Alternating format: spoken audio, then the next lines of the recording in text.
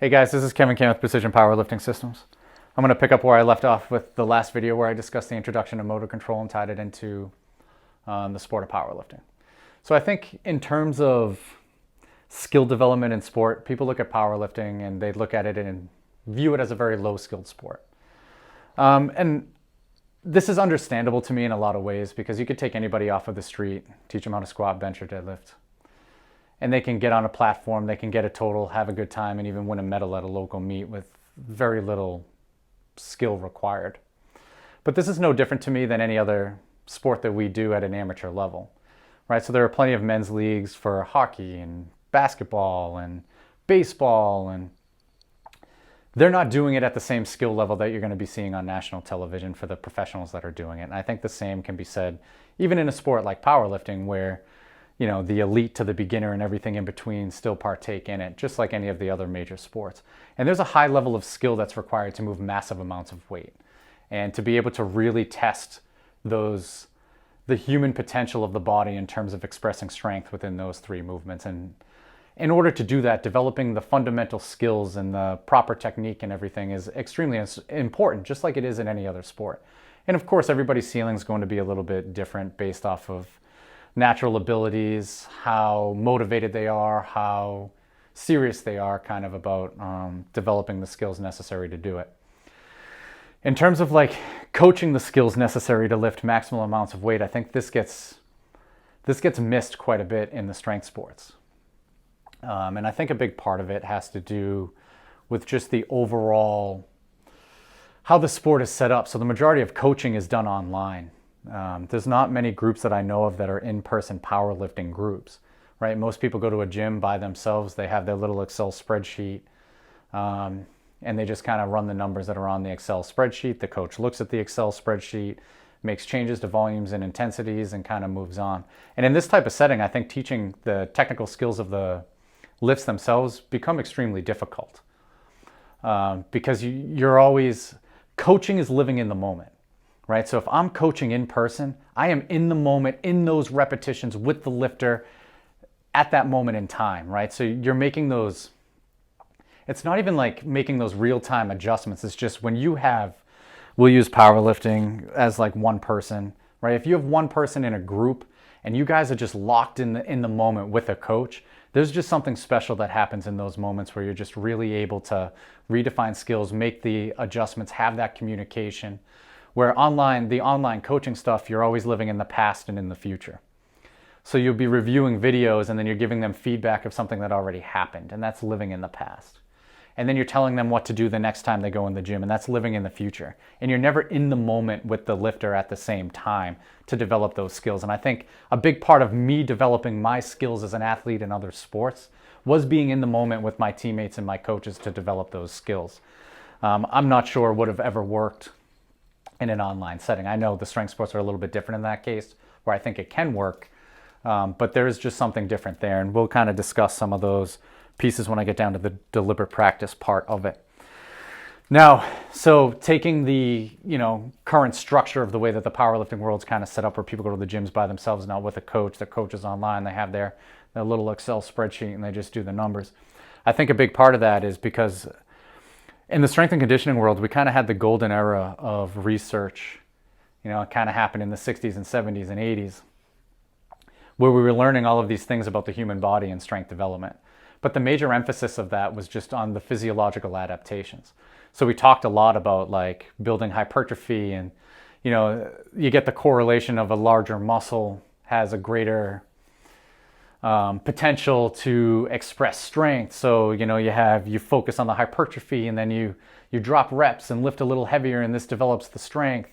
But there's never really those in a periodized program, right? When you look at the periodization models, there's never really this, when you look at it, this spot where you're building the technical foundations to build upon. So if you think of long-term athletic development exists in every other sport, right? So like I played soccer through college. So when I was 5 years old, 4 or 5 years old, when I started to play the sport, there were no goalies. You had smaller balls, smaller fields. And then over time, as you start developing certain skills, the world starts opening up a little bit. So you get more players on the field, you get a bigger ball as your strength improves. You get a goalie, which now, if you take a little kid and you put a goalie in front of that small net, it's going to discourage them from actually wanting to kick the ball and shoot it at the goal, because they're going to see the person there and they're not necessarily going to have the skills to be able to score a goal in that case. But you want them to be able to develop their space, there's an opening to take a shot and to take that shot. So there's things we take for granted when you watch youth sports that actually helps lay the foundations for them later on. So when there is a goalie there, you're just so used to taking space, having that space, putting a ball on net, that it becomes second nature. And now with the goalie, now it's just bringing another aspect in that you have to take into consideration. So now you're not just trying to hit the target, now you're trying to hit the target in certain spaces, right? The ball gets bigger as the athlete gets bigger. So if you gave a little kid a large adult-sized soccer ball, how they approach the ball will be very different, how they kick the ball will be very different, because the size of the ball just doesn't match their physical capabilities. So there's long-term athletic development in these other sports that starts at a really young age that allows them to kind of build upon year after year. Now, powerlifting is a little bit different because most people come from those other sports and then they join this sport. So there's really not that foundational element to this sport. And also, when you're 4, 5, 6 years old, your cognitive development, you just learn things a hell of a lot faster in terms of like skill development. So like the Russians have every young kid do gymnastics, so they just build certain body awareness and just certain coordination skills at a young age, because the mind is so plastic at that age. As you get older, you can still learn, and there's still those plastic qualities to the brain, but it's just much harder to learn a skill. If you're somebody like Jess over here who smoked a lot of meth in high school, and it might be even more difficult, right? I didn't, yeah. Yeah? Definitely. But as you get older, it's just harder to develop those skills. Now, the other aspect of it is most lifters only last 3 to 5 years in the sport. So that's probably a short enough time where you can just kind of blast volumes and intensities and just see what happens. They can see some nice progress and then they quit anyways. So what really doesn't matter at the end, who knows? But in terms of like that golden era of research, it looked at those physiological adaptations, right? So here's how we develop hypertrophy and power and strength, but there was never this thought of technical skills, because that thought of the technical skills was left to the other sports to develop. But when the strength is the sport, so now with the squat, the bench, and the deadlift, it's not there to be an accessory to build certain qualities to show them on a field or track. It actually becomes the sport. We need to take those technical components of those other sports and we need to find a way to kind of put it in with our strength sport here. And I think the other piece of it is neuroscience is a really new field, especially with trying to understand how higher level athletes display certain amounts of skill and how they develop those skills over time. And they've been wrong more often than they've been right. So I think a lot of people just kind of disregard that concept of it, that neurological component of it. And they understand that there's, within the strength sports, we know that like some of it's neurological to display strength, but not in the same way, right? And it's even when you look at other coaches and they talk about technique, like physics matters. And we want to have the technique in positions that allow us to minimize range of motion as much as possible, utilize the biggest muscles. And how do we get to that point, right? Because like strength development, a lot of just getting stronger helps your technique anyway. So I think that even adds to the piece that we can kind of disregard the technical components of lifting even greater. And in terms of like, even through undergrad and through grad school for me, I had less than a handful of classes that kind of focused on the actual like skill adaptation, motor learning stuff. It wasn't really a huge emphasis. So the less formal education you have in the field, and even in some other graduate degree programs, is probably not even touched upon at all. It's just basically like, here are the physiological adaptations to create a periodized program for the most part. And it's not that it's completely disregarded. Like, we've known that attention and focus and all of these things are important to take into consideration, that the psychological aspects of the lifter need to be taken into consideration by the coach. There just hasn't been this like great emphasis of how we put this into a program, or how we actually coach it, I guess, at the end of the day. So in terms of skill development, skill adaptation, we're learning a skill, right? So like part of the job of the coach needs to be a teacher in order to teach them those skills. So this is why like I think it's so important to be in the moment where you're kind of reading each other's body language, you're commenting in real time. So, you know, with the way that the current setup is, like I was saying, you live in the past by analyzing the videos, giving them feedback on the videos, and living in the future by telling them what to do next. You're never like really in the moment, and you need to be in the moment to actually teach things. And I think what we see in terms of like just like let's take this COVID situation now with the kids being in school. So where a lot of them are completely remote, the way that the learning is happening, it's moving much slower, for one. So like my daughter's class, they've been reading the same book for the last 3 or 4 months. And it's a short book, something that they probably would have breezed through within a couple of months in school. And some of the lessons are just, they're crawling because students are having a much harder time keeping up. You know, and part of it's probably they're younger and the way that the learning structure is set up, but that also applies too. And the coach being in person can kind of read that and pick up on that and utilize communication and drills and all these different aspects of being a human being and bring it into a training session that you're just going to get a lot more out of it. And I think, you know, the analogy to, you know, my daughter's 13, so the analogy to her 7th grade class learning remotely is very similar to what you see with like online powerlifting. It's the learning just doesn't happen at the same rate, and it becomes very hard to control from a distance because you're not there with them, that it's just easier to disregard, I think, in a lot of cases and just add extra volume or intensity and see what happens at the end of the day. So programming these technical elements into it, I think, logistically are a nightmare if you're trying to do it in an online setting, but I'm sure some coaches have a much better means of doing it. I'm still trying to kind of like figure that stuff out a little bit, I suppose. But we are teaching. So as a coach, you know, I think when I've thought about this before in like the skill development, I like viewing strength as a skill just in general, because it just makes me think of playing soccer or other sports, and actually like coming up with a plan, like what would this kind of look like? You know, I think it just helps in terms of perspective. But I want to make this clear in the beginning that when we start talking about like skill development, we can't lose sight of those physiological pieces that we know are important to developing overall levels of strength. So it's blending together the newer information of neuroscience and learning with all that research that has been put together for the physiological adaptations of strength training. So there has to be this really nice blend where we can't forget about all of that research to try to make it just a completely, like we're trying to throw darts or do something that's hit a baseball. Like we can't lose sight of those other components. What we need to do is just bring more components in with what we know already.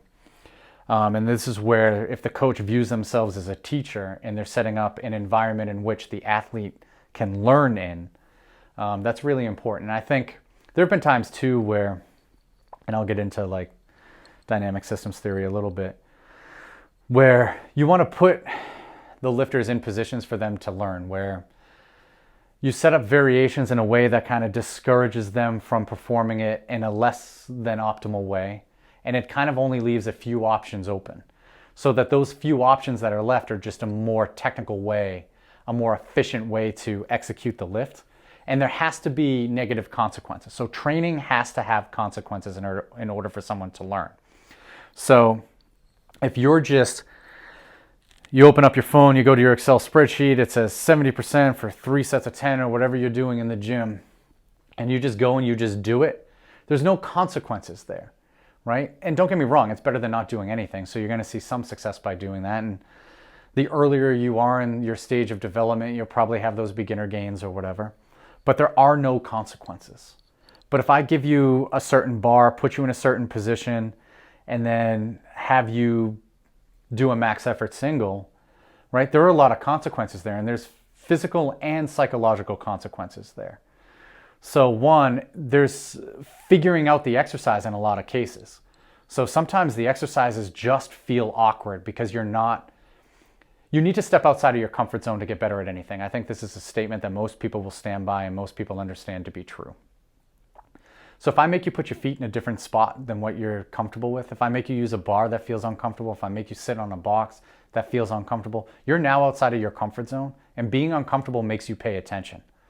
So now with that variation, your feet are a little bit wider. You might be using a safety squat bar. There might be bands on it. So even the way that the force is distributed throughout that range of motion makes you pay attention a little bit differently. So we have these variations that if your knees collapse in and I have you go wider, you're really going to be aware of your knees caving in there. And you're going to have to try to figure it out. And you're not going to lift a lot of weight doing that. You will miss a repetition if you don't figure it out, and the weight will be much less. So it sets up this learning environment for the lifter to learn how to push their knees out, how to use those larger muscles, how to control those positions, how to pay attention and make adjustments, right? So like if I just have you do the same things all the time, you're not in the session. You're not in the moment. You could literally be having a conversation with somebody else, not have to pay attention rep to rep and get it done. And I'd written on here, all practice isn't equal. And Caleb Williams had said this on a podcast where he's like, practice doesn't make perfect. Perfect practice makes perfect. So if you're coming in and you're just going through the motions, all you're doing at that point is you're developing habits. And habits are very, very hard to break.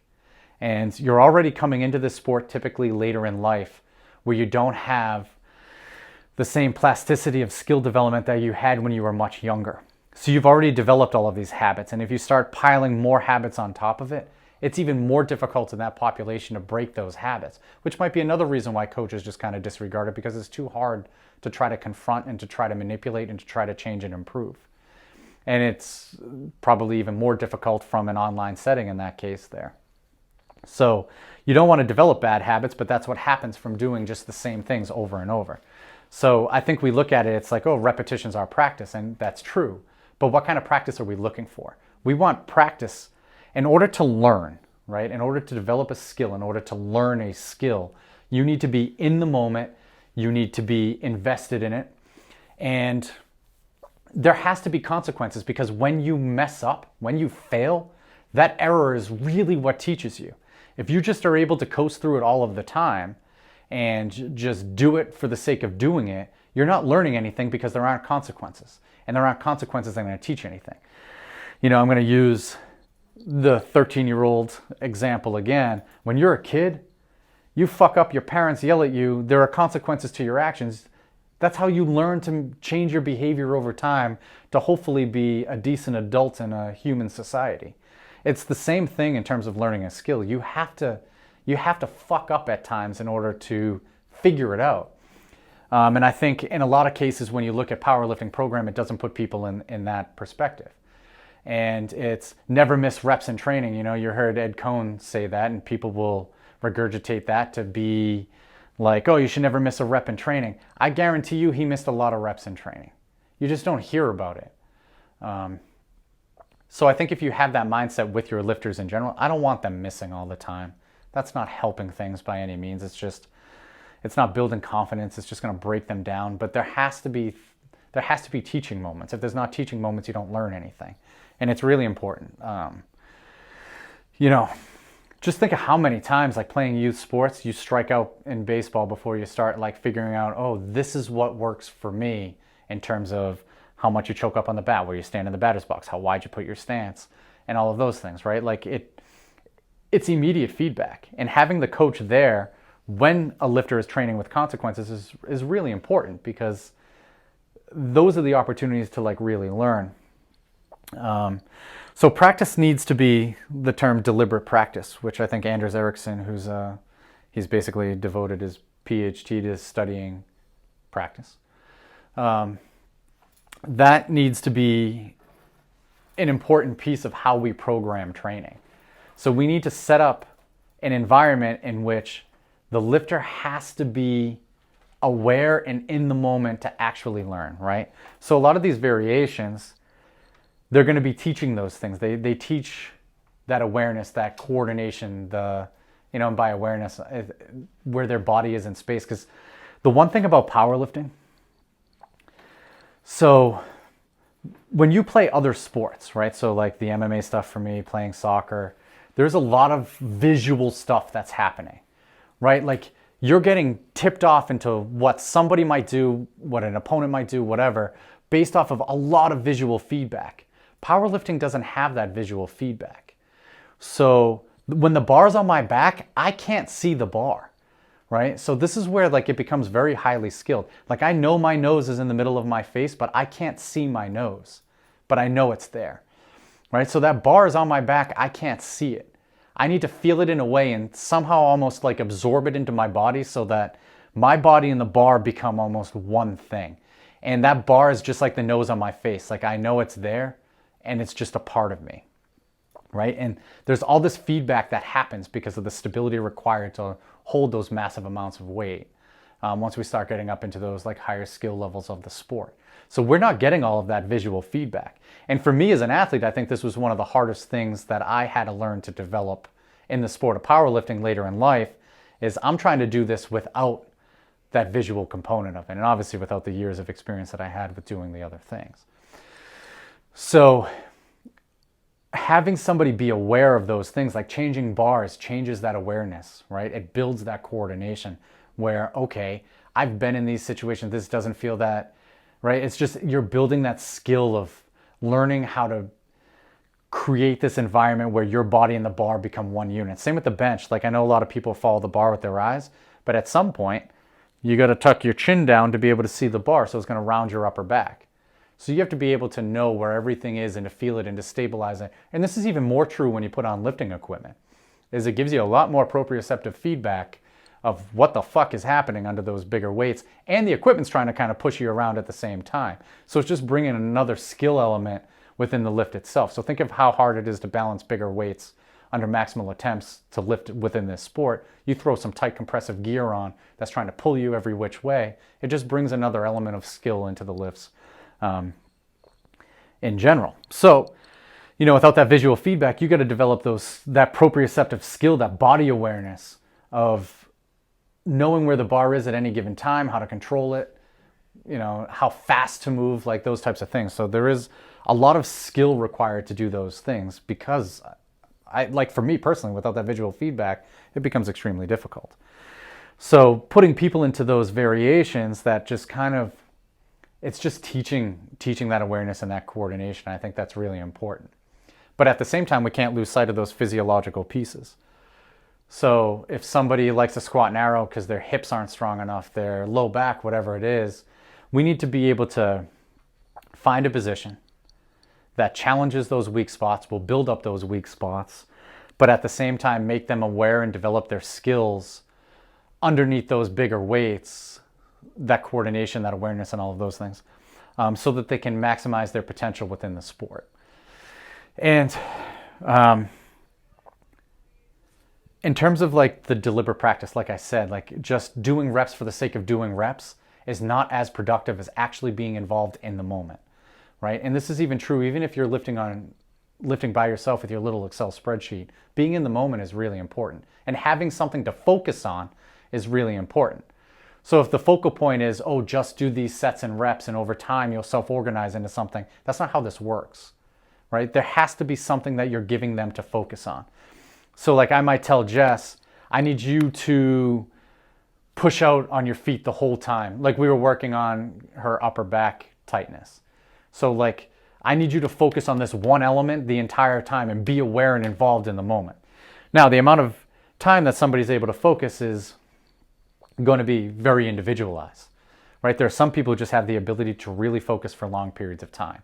But there are things that kind of drain our ability to focus throughout the day, right? Some people have work schedules that are tough or jobs that are very stressful.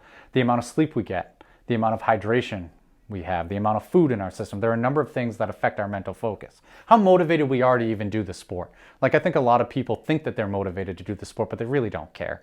And they're mostly just hobbyists trying to be serious, and they'll always just put the blame on somebody else for why they're not seeing success, when ultimately it's on them to be bringing this attitude into each repetition in training. And I think it's really important. So the time constraints that somebody's able to focus for is going to be very individualized. And one of the things that I've been noticing lately that I've just been paying attention to more, now RPE kind of covers this. Oh, if you're having a bad day and it's hard to focus, the perceived effort of lifts is going to be more difficult, or it's going to be higher under certain weights. And that's true to a given point. But like for me, if I'm doing a max effort lift and I'm in the moment, the RPE is going up, but I'm still focused and I'm still in the moment, and there's a lot of performance that is still going to be there. And also, like, there are times, so when I do my volume days on my day 3, I was doing like 5x5 squats, 5x5 deadlifts, which is very high volume. There'd be days where after the 3rd set of squats, I'm just like, I can do it and it doesn't feel any harder. The RPE is kind of still the same, but I'm a little slower getting up off of that box to stand up and get under that bar. And there's just like this general like loss of focus a little bit, this decreased motivation in the middle of a training session where it's just like, I guess it's time to go do this set. But it's not any harder to execute, doesn't look any different, any of those things, but my mind is starting to go elsewhere. And then I'll do all my deadlifts. And I realize on days like that, my recovery, I'm way more sore the next day, and my recovery lingers a lot longer. Like there's a higher recovery cost, even though my RPEs aren't really changing throughout it. And if you look at it, the speed of the lift, the technique of the lift, I'm not really seeing a decrease in the quality of my repetitions. I'm able to do the reps for the sake of doing the reps, but it's coming at a higher recovery cost. So this got me thinking about like deliberate practice and the time constraints on training and where we can best spend our attention and our focus. So for me, what I did this past week is I cut my volume in half. So I did a 5x3 squat and a 4x3 deadlift. So, or four by 3 of each, I think. So it was basically 24 lifts. So I cut that 50 lifts, cut it in half. And then I did accessory deadlift movement afterwards, heels elevated deadlift for 3x5, where my focus doesn't have to be so in tune, right? If you're doing a competition lift or a variation of the competition lift, you're more involved and it burns a lot more mental energy for sure. But doing some other things that you're just building up the strength components of certain angles within the lifts, there's not as much mental focus. And sometimes just changing exercises just kind of like almost revamps that mental focus within a training session itself. Like I remember doing drills in soccer and it's just like, man, I fucking hate this drill. I don't want to do it. And then when it's over, you go to scrimmaging or something and you're fully involved in the training session again. Or you're doing something that you just kind of enjoy a little bit more. And I remember, and it got me thinking too, when we would do really enclosed areas with some short-sighted like ball control stuff. So you'd be, maybe 2-on-2, 3-on-3 in a very small square. And the goal was to hold the ball as long as possible and not let the defensive group get it, right? So in a small space, you got to play really fucking fast. Like as soon as the ball's coming in, you better know where to distribute it. And you got to be always moving, always in space when you don't have the ball. And games like that would just like really take a lot of mental focus. And there's this point where you hit in it where you just can't really play as fast. You don't feel more tired. It's just harder to process the information. And I think you kind of run into that in powerlifting, but because you can kind of do the reps, you kind of miss the mark sometimes. So it might be good to cut it at a certain point and then just move on to something else. So where do we want to spend the majority of our energy? And there's going to be a hierarchy of stuff that we want to work on, right? So we have technical components we want to work on and physical components that we want to work on and psychological components too. So how many reps do we truly need? So if we have an exercise that's in there and it's a competition lift, but it's a variation of the competition lift, how many repetitions do we really need to get what we want out of the exercise? And this is where like being in the moment, I think, is really important. So if I have Jess and I have 5x3 scheduled or an 8x3, right? Let's use the same amount of reps I was using before. And, I look at a past training session, right? And I look at it and it's like, okay, first couple sets, because she doesn't listen to me, look like shit. I say something to her. And then the middle sets, there's some real improvement there.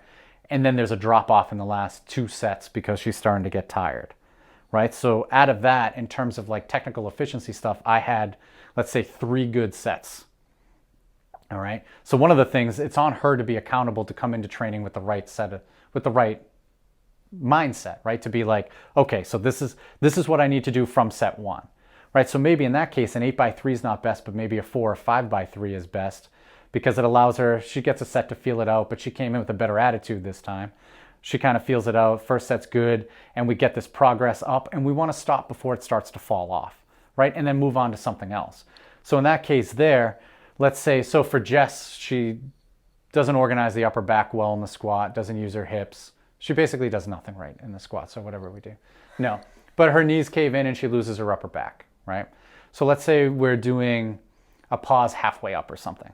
Maybe doing a 5x2 or 5x3 in that case is better, and then utilizing that volume somewhere else. So instead of the 8x3, then maybe we take 3 or 4 sets and we do safety squat bar good mornings.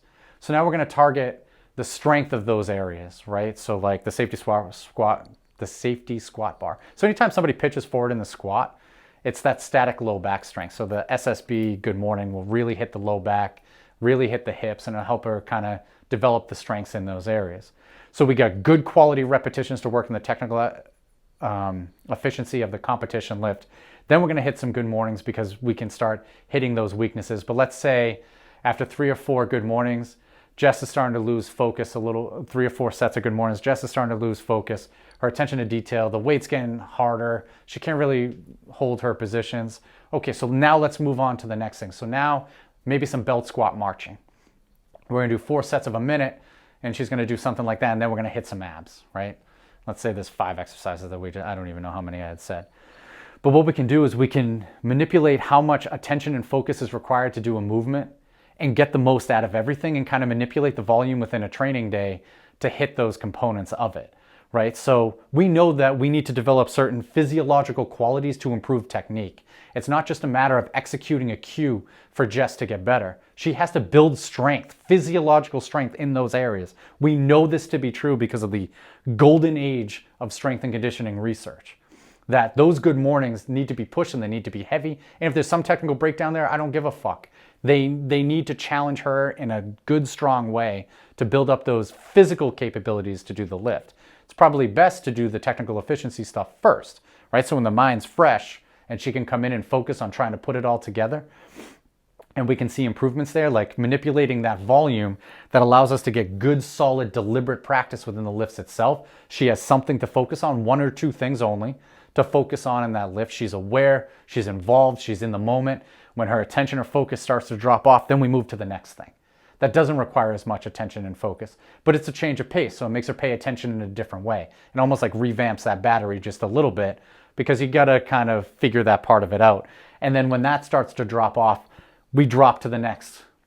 That requires even less attention to detail, but it's still building those physiological qualities. So we can manipulate the way that our practice is set up so that they can learn the skills and develop the qualities necessary in order to be a better powerlifter. Now, in terms of how much of each person can handle is going to be very limited. Some people are really strong mentally.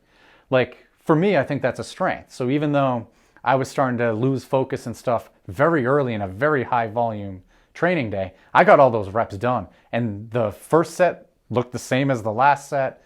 And in that case, though, what can end up happening is my physical can start to break down before my mental. So my recovery was tough. If I kept doing that consistently over time, something would start to bother me, my elbows, my hips, or whatever it may be, right?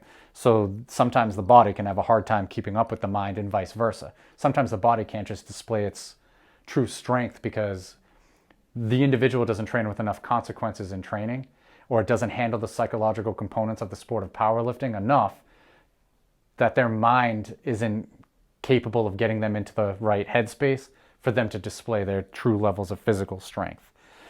So the coach needs to take these components into consideration and set up a learning environment that helps us build the physical and those psychological qualities of the lifter. There has to be consequences. The lifter has to be involved in this. So it's not the number of sets and reps that matter. It's the attention to detail, the focus, and the attitude and motivation of the lifter within each one of those exercises that matters most. And if they're not doing that and they're not holding up their end of the bargain, fuck them. Fuck them. That's what I'm going to say. Is that how you've been feeling lately? Yeah, or basically. Always.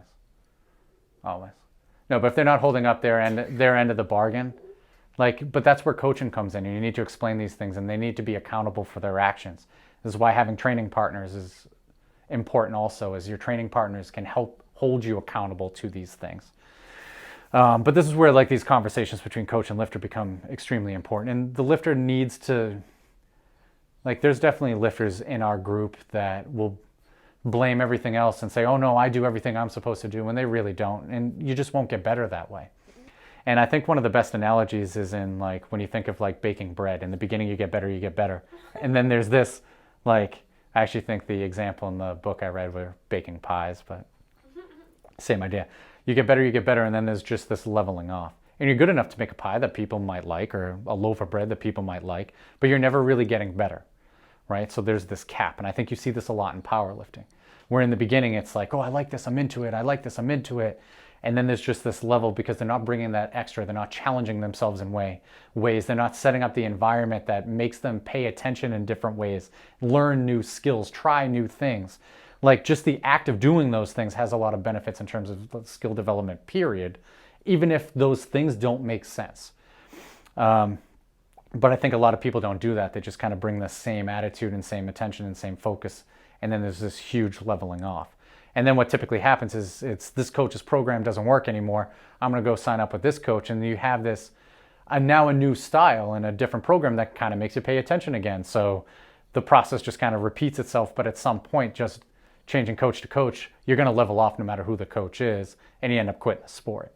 So I think finding a way to constantly challenge yourself, learn new skills, analyze and assess those weaknesses, and it's what Anders Ericsson had said, when you're starting a program, the worst thing to do is be impatient. So if you're trying to get everything all at once, it's just going to lead to frustration and burnout. And it's just finding those small wins that you can constantly stack on top of each other, constantly analyzing, assessing, putting yourself into positions to learn more, trying things out. Like those things are really important. I think that kind of covers how I view building like the fundamentals of the sport, how to kind of construct a learning environment for the lifter to be aware, be involved in. And you know, if you come in, if you're doing a max effort lift and you're not aware, you're gonna get fucking crushed. So like it does force some of these things at some times. And then I think what people end up doing a lot of times is they come in and their head's not in the right space, right? So they're not able to kind of get the level of performance that they're looking for, and then they kind of crash, right? And they might miss a rep or something like that. And then, you know, eventually that frustration builds up over time, and that's where that burnout, anxiety, depression, those things can come in from, like when you look in the literature from those higher intense training programs and stuff. It's learning to challenge yourself enough to push that limit, but not push it too much, and to kind of, we know that there's a certain amount of physical work you need to get done, but it's going to match the individual's ability to pay attention, to focus, and all of those things. Yeah, I think that's all I got. You got questions? No? You good? All right. You can follow me on Instagram as KWCan. Our team, Precision Powerlifting Systems. JBirdie, @JBirdie.